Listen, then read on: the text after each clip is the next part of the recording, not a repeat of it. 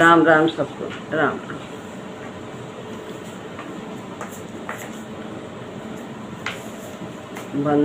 श्री राम। बंदहु गुरुपद कंज, कृपा सिंधु नर रूप हरि। महामोह तम कुंज, जासु वचन रवि कर निकर।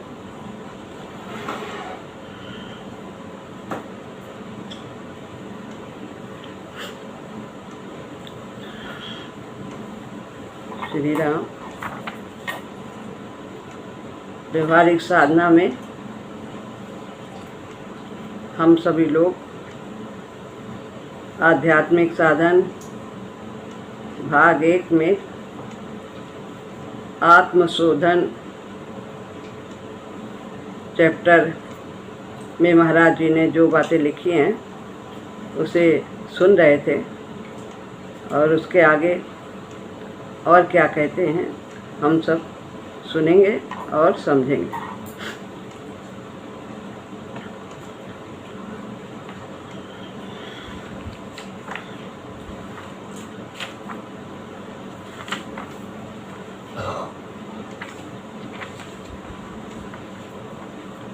बताया था महाराज जी ने कि महाशक्ति की धारा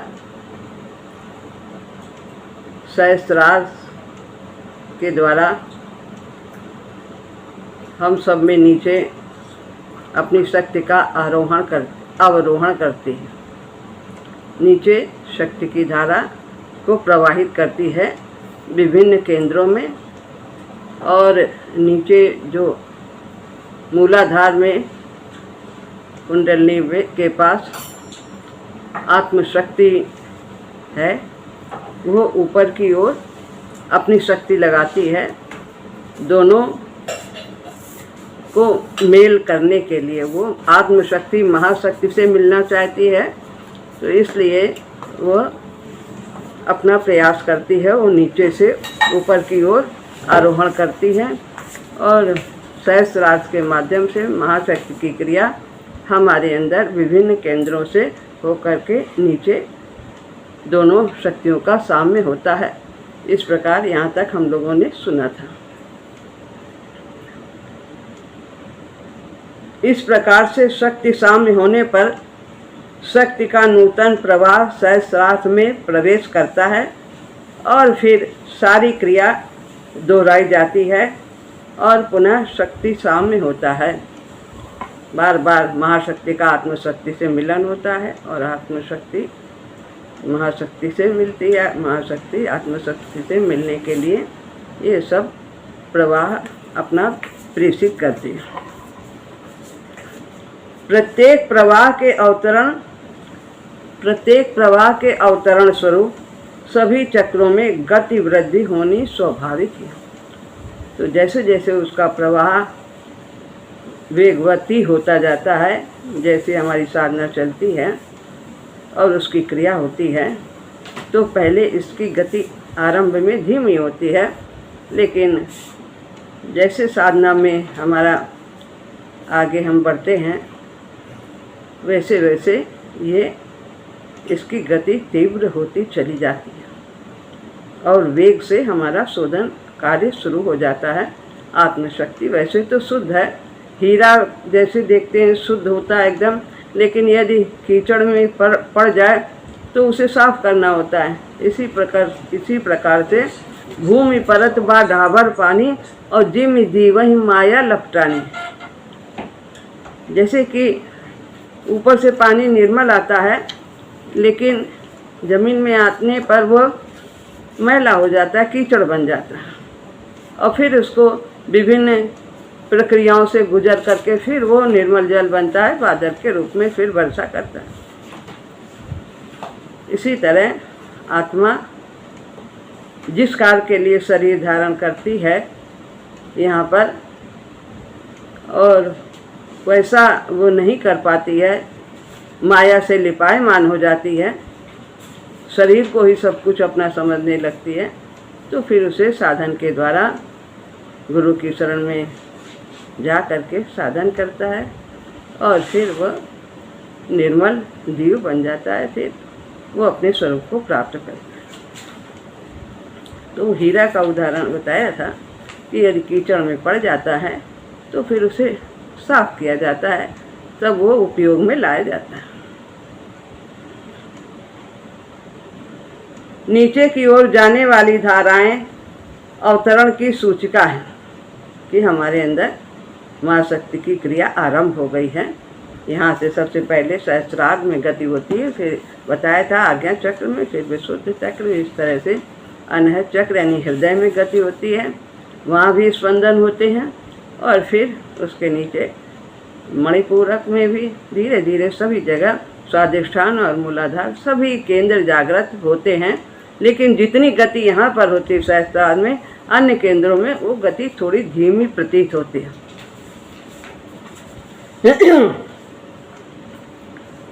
शक्ति के सभी मार्गों में आने से भली भांति चालू न होने के कारण इस क्रिया में थोड़ा अवरोध भी हुआ करता है। अब हम जब बोरिंग करते हैं तो ऊपर हमने थोड़ा सा खोदा, मिट्टी हटाई, लेकिन एकदम ऊपर की मिट्टी हटने से तो पूरी नीचे की मिट्टी खुद नहीं जाती है, उसको बार बार बोरिंग करना पड़ता है। तो वो जहाँ तक मिट्टी रुकावट करती, फिर वो वापस मशीन ऊपर आ जाती, फिर उसको किया जाता फिर। तो इस तरह से महाशक्ति की क्रिया बार बार हमारे अंदर शोधन का कार्य करती है और विभिन्न केंद्रों को शोधित करती है। जब तक नीचे आने वाली शक्ति की धाराएं मार्ग खोलने के लिए काफ़ी बल ग्रहण न कर लें, नीचे न आ पाएंगे और नीचे से आरोहण भी न हो पाएगा। तो जब धीरे धीरे शोधन कार्य होता है तो शक्ति विभिन्न केंद्रों को शोधित करते हुए अन्य नीचे केंद्रों में जाती है और फिर नीचे की जो कुंडलनी में आत्मशक्ति है वो फिर उसको रास्ता मिलता है, वो भी ऊपर की ओर आरोहण करती है। ऐसी परिस्थिति में थोड़ा दबाव पड़ना स्वाभाविक ही है। इस गति अवरोध के कारण आरंभ की अवस्था में कभी कभी साधन में बैठने पर केवल अवरोध की ही प्रतीत होती है। ऐसा मालूम पड़ता है कि केवल ऊपर से नीचे गति हो रही है, नीचे के केंद्रों ऊपर यहाँ पर नीचे के केंद्रों में हो रही है और नीचे से मूलाधार से आरोहण नहीं हो रहा है। तो ऐसा जब सब पूर्ण केंद्र शोधित हो जाते हैं तभी सभी जगह के केंद्रों में गति हमें प्रतीत होती है। ये दोनों एक दूसरे के अनुगामी हैं। एक प्रकार के अवरोह आरोह की लय स्थापित हो जाती है, ऊपर से नीचे शक्ति जाती है, नीचे की शक्ति ऊपर आती है। इस प्रकार दोनों में लय स्थापित हो जाता है। ये गति फिर काफ़ी समय तक चलती है जब तक पूर्ण शोधन नहीं हो जाता। जो आरंभ में जरा रुक रुक कर चलती है, जैसे इंजन जब शुरू में चलता है तो फिर वो कैसे रुक रुक के स्टार्ट होता है और फिर चला जब चालू हो जाता है तो झक झक झक झक उसकी स्पीड एक लय से वो चलने लगता है। ऐसी अवस्था आ जाती है जब दोनों क्रियाएं बेरोक साथ साथ होती चली जाएंगी। सामान्यतः चाहे एक ही गति की प्रतीत हो, परंतु ध्यान देने से यह स्पष्ट हो जाएगा कि गतियां सतत दोनों में ही हो रही हैं, दोनों में हो रहा है। अवरोहण भी हो रहा है और आरोहण भी हो रहा है। जिस गति के पथ में अधिक रोक होगा उसी की प्रतीति विशेष होगी। जहाँ रोक होता है वहाँ पर स्पंदन तीव्र हो जाते हैं, मालूम पड़ते हैं उस स्थान पर। जैसे कहीं पर कुछ सिर वगैरह में कहीं अगर खून का रुकावट हो जाता है तो फिर वहाँ पर आप दबाइए तो वहाँ पर विशेष दर्द ऐसा होता है, लेकिन फिर एक्यूप्रेशर आदि करने से फिर वो ब्लड चालू हो जाता है और फिर वहाँ सामान्य हो जाता है। तो इस प्रकार यह जिस गति के पथ में अधिक रोग होगा उसी की प्रतीत विशेष होगी। इन होने वाली क्रियाओं से यह स्पष्ट हो जाता है कि सहस्रार सबसे अधिक विकास को प्राप्त करेगा। सबसे शुद्ध केंद्र जो है वह सहस्रार है, फिर उससे कम आज्ञा, फिर यहाँ कंठ चक्र, इसको विशुद्ध चक्र, फिर अनाहत चक्र, फिर नीचे के केंद्र इनमें बहुत विकार होते हैं, काम, क्रोध, लोभ आदि ये सब विकार नीचे के केंद्रों में होते हैं। इसीलिए हमारे यहाँ जो अवरोह पथ है इसमें ऊपर के केंद्र शोधित हैं और वो नीचे के जो उनसे कम शोधित है उनको और शुद्ध कर लेते हैं, तब वो नीचे के केंद्रों में शोधन का कार्य करते हैं ताकि वो उनको संभाल सके। जब उनमें विकार उत्पन्न हो तो उनमें विक्षेप ना हो, विस्फोट ना हो, वो उनका व्यक्तित्व डामाडोल ना हो। इस प्रकार ये हमारा अवरोह का मार्ग है। इन होने वाली क्रियाओं से स्पष्ट हो जाता है कि सबसे अधिक विकास को सहस्रार प्राप्त करेगा और नीचे के केंद्र क्रमशः कम। सहस्रार के आधिपत्य में समस्त केंद्रों का इसी क्रम से संयोजन सदा बना रहेगा, वो उसको संभाले रहेगा। और एक बढ़ता हुआ साम्य भी, साम्य की अवस्था रहती है अपने मार्ग में। इसमें विक्षेप नहीं होता है, जैसे ज्ञान मार्ग में लोगों विक्षिप्त हो जाते हैं, बहुत से ऐसे देखे गए हैं। लेकिन अपने मार्ग में जो हम लोगों को गुरु जी ने दिया है अवरोह का पथ, भक्ति का मार्ग, इसमें प्रभु हमारे संभाले रहते हैं, माँ शक्ति संभाले रहती है और वो किसी भी प्रकार से हमारे व्यवहार में कोई भी परिवर्तन दूषित नहीं आने, दूषित परिवर्तन नहीं होता। कोई भी ऐसा नहीं होता कि उसका दिमाग विक्षिप्त हो जाए, वो अनेक तरह की जो अकरणीय क्रिया है वो करने लगे, ऐसा कुछ भी नहीं करता, सौम्यता रहती। सहस्रार शांति, स्थिरता तथा साक्षित्व की चेतना को अभिव्यक्त करता है। सहस्रार जागृत होता है, जैसे जैसे हम साधन करते हैं हमारे अंदर शांति प्रतीत होने लगती है। जो जरा जरा सी बात में अशांत हो जाते थे तो वो उसमें ऐसी अवस्था फिर धीरे धीरे कम होने लगती है और वो शांति का अनुभव करता है, प्रतिकूलता में भी और अनुकूलता में भी। स्थिरता रहती है, स्थिर रहता है, अपने मार्ग में स्थिर रहता है, जो करना है जो उचित है उसमें वो स्थिर रहता है। साक्षित्व की चेतना को अभिव्यक्त करता है, वो जानने लगता है, धीरे धीरे से अनुभव होने लगता है कि मैं तो साक्षी हूँ, मैं तो देखने वाला हूँ, मैं तो आत्मा हूँ, मैं शरीर नहीं हूँ, मैं कार्य नहीं करता, मैं तो केवल साक्षी मात्र हूँ। इस प्रकार साक्षित्व का भाव उसके अंदर आने लगता है, तो फिर कर्तापन का भाव नहीं रहेगा। धीरे धीरे कर्तापन का भाव कम होने लगेगा, क्योंकि हम तो कुछ करते ही नहीं, हम तो खाली देखते हैं, हमारे तो हाथ पैर है ही नहीं, हम कर ही नहीं सकते। भागवती चेतना भी इसी केंद्र से अभिव्यक्त होती है, अतः सहस्रार के माध्यम से। अतः वह चेतना सतत प्रभाव डालती रहती है, भले ही अभी स्पष्ट रूप से प्रतीति न की जा सके। जैसे हमारा साधन आरंभ होता है, राम नाम का जाप हम करने लगते हैं, जब से शुरू करते हैं ये क्रिया आरंभ हो जाती है, शोधन का कार्य, आत्मशोधन का कार्य महाशक्ति करने लगती है। हमारा एक राम भी बेकार नहीं जाता। एक राम हमने कहा तो वो भी हमें प्रभावित करता है, हमें निर्मलता की ओर ले जाता है। नीचे के केंद्र हमेशा ऊपर के केंद्रों के नियंत्रण में रहेंगे। ऊपर के केंद्र पहले शोधित हो गए, अब नीचे के बाद में होते हैं, ऊपर से क्रिया होती है, तो जो ऊपर के केंद्र जो शुद्ध हो चुके हैं वो उनको संभाले रहते हैं, उनके नियंत्रण में रहते हैं। उनमें विकार जो आते हैं वो उनको उभरने नहीं देते हैं, संभाले रहते हैं। नीचे के केंद्र हमेशा ऊपर के केंद्रों के नियंत्रण में रहेंगे। फलतः नीचे के केंद्र में अभिव्यक्त होने वाली वृत्तियां, काम, क्रोध, ईर्षा, द्वेष इत्यादि सब नीचे के केंद्रों में हैं। ये मणिपूरक, स्वाधिष्ठान और मूलाधार, ये सब जो निम्न प्रवृत्तियां हैं इनमें प्रधान होती हैं इन केंद्रों में, और इनका भी शोधन करना है तो ऊपर के केंद्र इनको संभाले रहते हैं। इनमें उभार जब आते हैं तो विक्षिप्तता नहीं आने देते हैं, व्यक्ति डावाडोल नहीं होने पाता। महाशक्ति के अवतरण से पूर्व, साधन में प्रवेश करने से पूर्व नीचे के केंद्रों का ही प्राधान्य था। जब हम साधन में नहीं थे राम नाम जाप नहीं करते थे, गुरु दीक्षा नहीं लिया था, कुछ नहीं करते थे, संसारिक में ही फंसे रहते थे, तो यही वृत्तियाँ प्रधान थी। ये निम्न केंद्रों में ये जो प्रधान है, काम, क्रोध, लोभ, मोह, ईर्षा, द्वेष, राग, इसी से हम ग्रसित रहते थे साधन में आने के पूर्व। लेकिन जब से साधन आरंभ किया है तो फिर महाशक्ति हमारे इन विकारों का शोधन करने लगी है।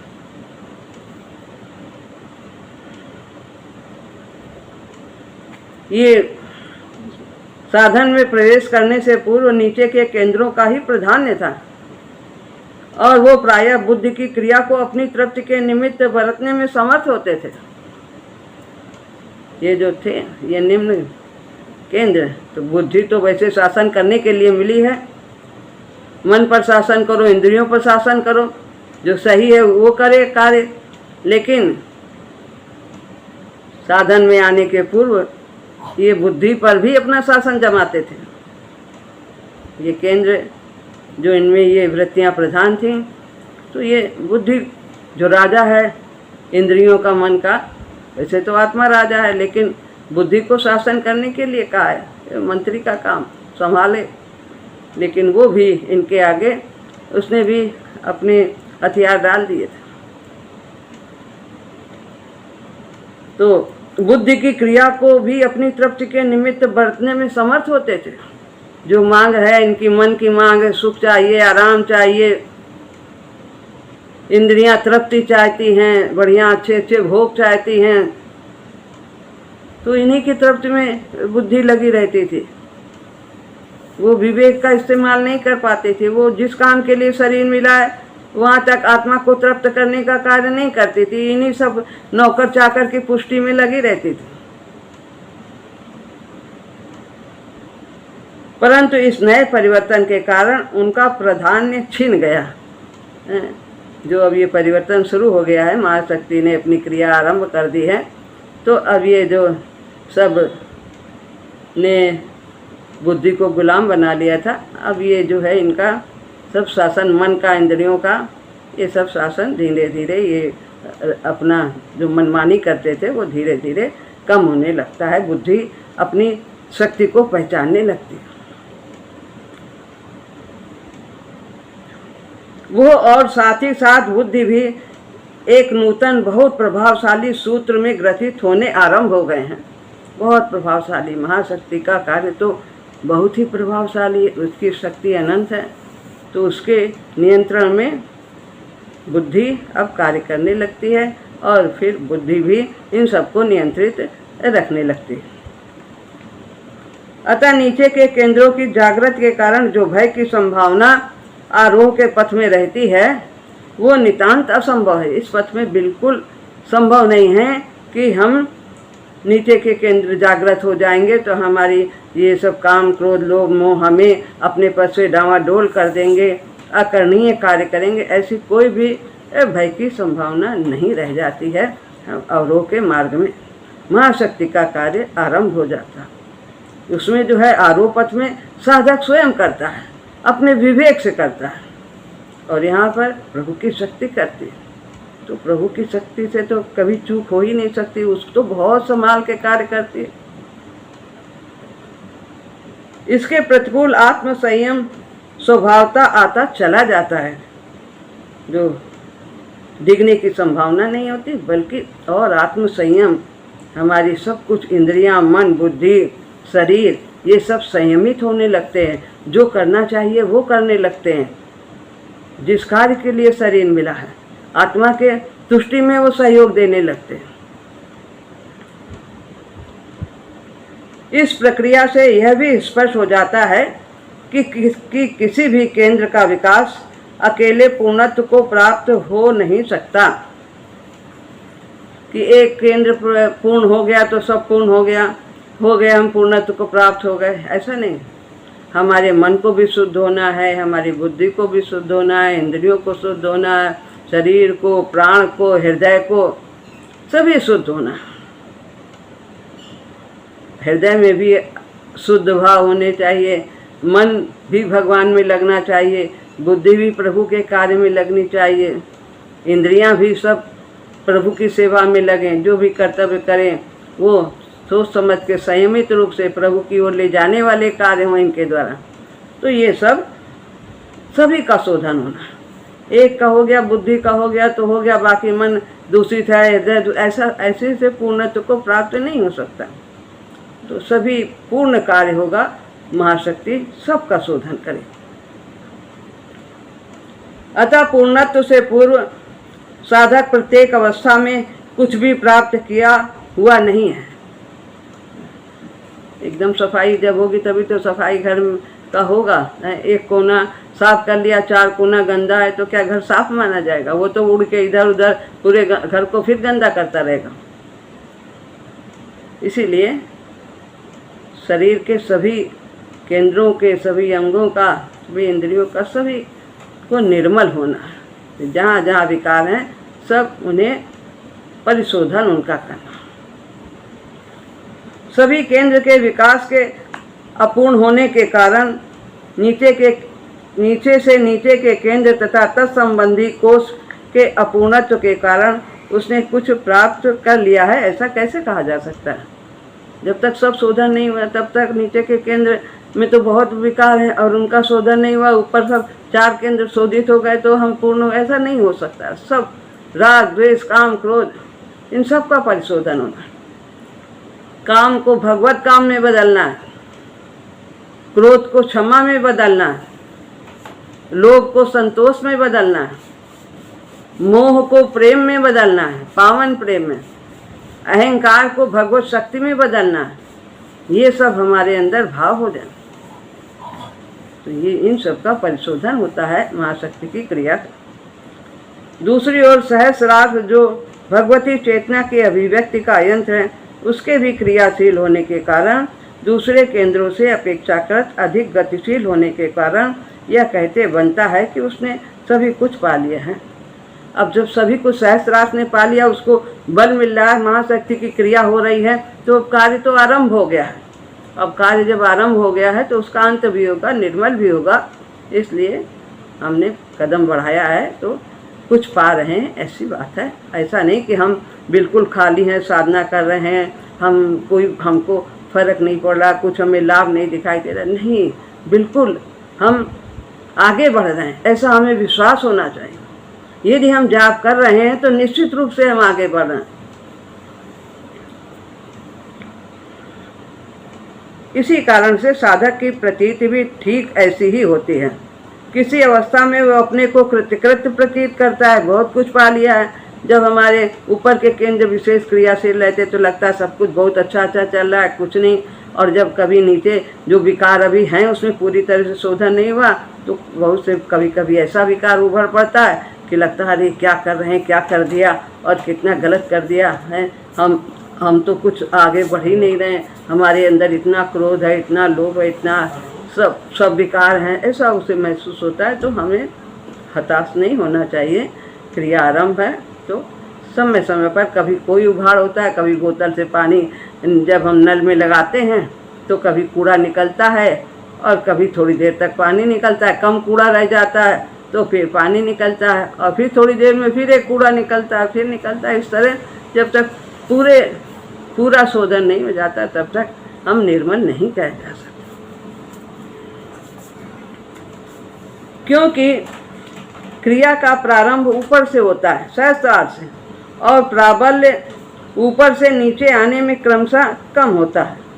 उसकी प्रबलता, जैसे जहाँ से पानी चलता है वेग से तो वहाँ का बहुत फोर्स होता है, लेकिन जब थोड़ा दूर आगे जाता है तो उसका फोर्स कम हो जाता है। ऐसे ही ऊपर से सहस्रार्थ की क्रिया होती है, आरंभ होती है, लेकिन जैसे जैसे नीचे के केंद्रों में जाती हैं तो उसकी जो उसका प्राबल्य है, प्रधानता है, उसका असर है, वो धीरे धीरे उससे कम होने लगता है। जैसे पहले ऊपर धक्का मारेगा तो सबसे ऊपर की मिट्टी को ज़्यादा लगे, फिर धीरे से और नीचे, फिर नीचे को कम लगेगा तो प्रभाव, लेकिन वो बोरिंग होती रहेगी, नीचे तक वो क्रिया होगी, उसको साफ करना ही है, शोधन होगा ही होगा, ऐसा हमें विश्वास रखना। पर समय लगता है। अतः शक्ति का प्रभाव भी सभी से पहले ऊपर के स्तरों में प्रतीत होता है और फिर धीरे धीरे नीचे नीचे वाले स्तरों में। जब पहले सहस्रार्थ में गति होती है, फिर सबसे पहले यहाँ गति होती है, फिर उसके बाद यहाँ भी गति होती है, फिर अनहद हृदय में भी गति होती है, फिर और नीचे केंद्र में। जैसे जैसे हमारी सफाई होती है, शक्ति क्रिया करती है, तो धीरे धीरे केंद्रों में हमें उसका प्रभाव प्रतीत होने लगता है।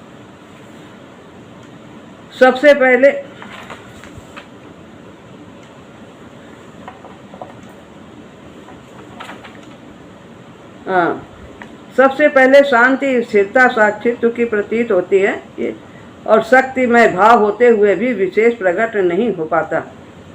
तो ये बताया है, अभी पहले भी थोड़ा ये आ चुका है और जोड़ा तो नहीं रहे। हाँ, फिर समाधि चेतना की जागृत होती है। साधक को नित्य व्यवहार में आत्मस्फुरना के उदाहरण मिलते लगते आत्मस्फूर्ति आ जाती है, आलस्य खत्म हो जाता है, कार्य करने में मन लगता है, आत्मा अपने में शक्ति का अनुभव करती है जो सोई हुई थी। इसी स्तर पर अनुभूतियाँ, शब्द, प्रकाश आदि मिलते हैं। हमें शब्द सुनाई देते हैं, प्रकाश के भी दर्शन होते हैं। यह दोनों ऊर्ध्व चेतन के स्तर हैं। इसके उपरांत शक्ति का प्रभाव मन पर प्रकट होने लगता है। तो मन नीचे के केंद्र में आता है। बुद्धि के अंदर अलौकिक तीव्रता की प्रतीत होती है। हृदय आनंद की तरंगों से विभोर होने लगता है। ईर्षा द्वेष भी, उनमें भी कमी आने लगती है। साधक अपने को अधिक शांत और सुखमय तथा शक्तिमय प्रतीत करने लगता है। आत्मविश्वास की वृद्धि तथा निर्भयता भी लक्षित होने लगती है।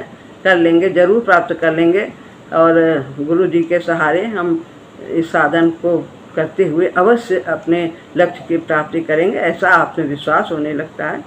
तदंतर शक्ति की प्रथम प्रतीति प्राण के क्षेत्र में होती है और प्राण जो शरीर की रक्षा करता है, तो उससे हमारे स्वास्थ्य पे भी असर पड़ता है। हमारा स्वास्थ्य भी पहले से अच्छा होने लगता है।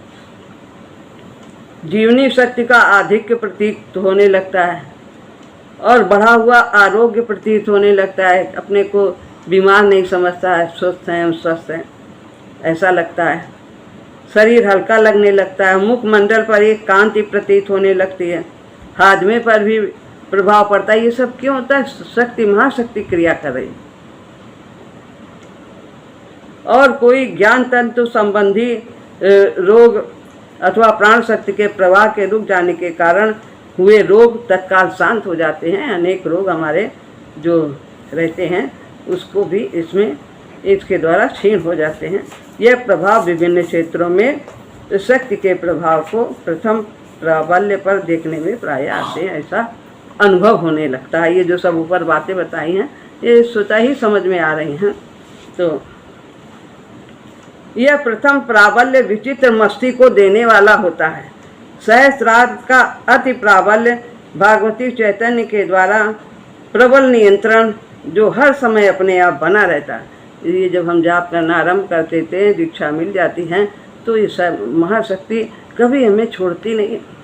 वो हर समय हमें अपनी निगरानी में रखती है और उसका नियंत्रण हमारे सभी केंद्रों में बना रहता है, निम्न केंद्रों में भी बना रहता है। वो उन सबको नियंत्रित रखती है, वही व्यक्ति को संभाले रखती है। अन्यथा अपने आप को संभाले रखना साधक के लिए कठिन हो जाएगा। कुछ समय उपरांत सभी क्षेत्रों में एक सौम्यता का उदय होता है। जब कुछ समय साधन कर लेते हैं तो जो उभाड़ ज़्यादा आते हैं नीचे के केंद्रों से, वो भी सब शोधित हो जाते हैं, वे भी सब शांत हो जाते हैं और साधक में एक सौम्यता आ जाती है। एक नवीन क्रिया का उदय होता है। इस तीव्रीकरण तथा स्थिरीकरण के उपरांत शोधन की क्रिया का काल आ जाता है, यानी अब काफ़ी तेजी से शोधन कार्य आरंभ हो जाता है।